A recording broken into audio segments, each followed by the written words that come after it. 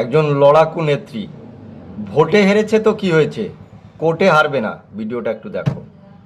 হাইকোর্টে প্রাক্তন মুখ্যমন্ত্রী মমতা বন্দ্যোপাধ্যায় সামলা পরে আইনজীবী হিসাবে হাইকোর্টে মমতা সওয়াল করবেন ভোট পরবর্তী হিংসা মামলায়। সরাসরি কথা বলবো আমাদের প্রতিনিধি সায়ন্ত আমাদের সঙ্গে রয়েছেন হাইকোর্ট থেকে।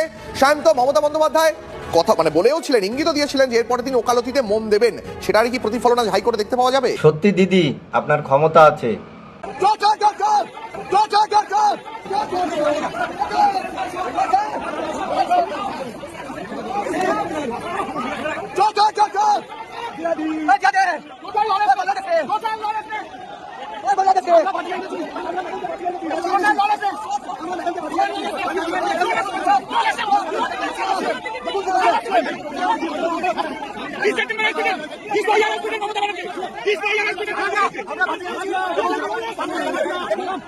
শেষমেশ সেটা কি হয়ে গেল, এটা নিয়ে কিছু বলার নেই দিদি।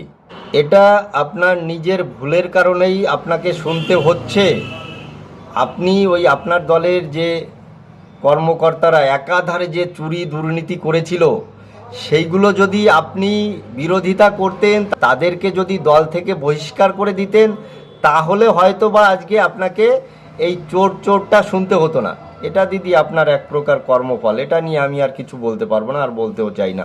যাই হোক, ভালো থাকবেন, সুস্থ থাকবেন, আর নিজের শরীরটার প্রতি একটু যত্ন নেবেন, কেমন? জয় জয় শ্রীরাম।